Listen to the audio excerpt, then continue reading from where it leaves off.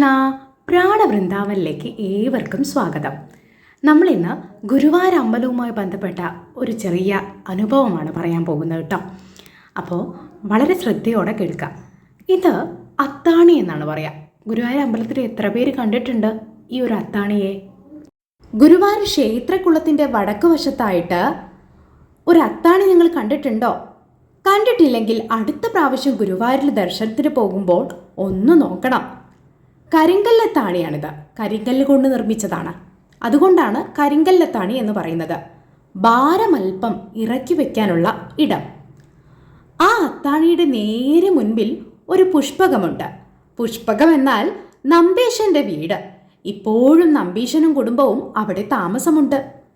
പണ്ട് അവിടെയുണ്ടായിരുന്ന ഒരു നമ്പീശൻ ഗുരുവായൂരപ്പൻ്റെ വിശ്വസ്തനായ കാര്യസ്ഥനായിരുന്നു. പാട്ടക്കാരിൽ നിന്നുമെല്ലാം ഒരു നെൽമണി പോലും കുറയാതെ ഇയാൾ നിർബന്ധിച്ചു വാങ്ങിച്ച് ഗുരുവായൂരപ്പൻ്റെ കലവറയിൽ നിറയ്ക്കുമായിരുന്നു. ഇയാൾക്ക് ശത്രുക്കൾ ധാരാളം ഉണ്ടായിരുന്നു. വിട്ടുവീഴ്ചയില്ലാത്തതുകൊണ്ട് ആ ശത്രുശല്യം ഇങ്ങനെ വർദ്ധിച്ചു വന്നു. ഒരു ഉത്സവകാലം, ഗുരുവായൂരപ്പൻ്റെ ആറാട്ട് ദിവസം, ഗ്രാമം ചുറ്റുന്ന പതിവുണ്ട് ഗുരുവായൂരപ്പന്. ഭക്തരുടെ ക്ഷേമാന്വേഷണത്തിന് ആണ് ഭഗവാൻ എഴുന്നള്ളുന്നത്. നമ്പീശനെ ആരോ അപായപ്പെടുത്തി വടക്കേ കുളപ്പുരയിൽ കൊന്നിട്ടിരിക്കുന്നു. കുളം അശുദ്ധപ്പെട്ടു. അവിടെ ആറാട്ട് പറ്റില്ല. ഭഗവാന്റെ ആറാട്ട് നടക്കണം തെക്കേ കുളപ്പുരയിൽ. ഭഗവാന് കാര്യം മനസ്സിലായി. ആറാട്ട് എഴുന്നള്ളിപ്പ് അത്താണിയോടടുത്തപ്പോൾ എഴുന്നള്ളിച്ച ആന അസ്വസ്ഥതകൾ കാട്ടിത്തുടങ്ങി. ഒരടി പോലും മുന്നോട്ട് നീങ്ങുന്നില്ല. ആനയുടെ കണ്ണിൽ നിന്നും ധാരധാരയായിട്ട് കണ്ണീര്. ആരോ ഓടി വന്ന് ഉറക്കെ പറഞ്ഞു, ഇനി നമ്പീശൻ്റെ കുടുംബകാര്യങ്ങൾ ഗുരുവായൂരപ്പൻ നോക്കിക്കോളുമെന്ന്. ഇന്നും അതേപോലെ തുടരുന്നു.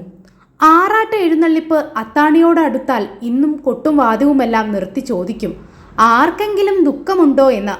നമ്പീശൻ്റെ വീട്ടിൽ നിന്ന് ആരെങ്കിലും അവിടെ വന്ന് ഉറക്കെ പറയണം, ഇവിടെ ആർക്കും ഒരു ദുഃഖവുമില്ല എന്ന്. എന്നാലേ എഴുന്നള്ളിപ്പ് മുന്നോട്ട് നീങ്ങുകയുള്ളൂ.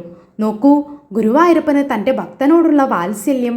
ഈ വാത്സല്യം ഗുരുവായൂരപ്പന് നിങ്ങൾ ഓരോരുത്തരോടുമുണ്ട്. ഹരേ കൃഷ്ണ. സർവം കൃഷ്ണാർപ്പണമസ്തു. രാധേശ്യാം. കഥ ഏവർക്കും ഇഷ്ടപ്പെട്ടു എന്ന് കരുതുന്നു.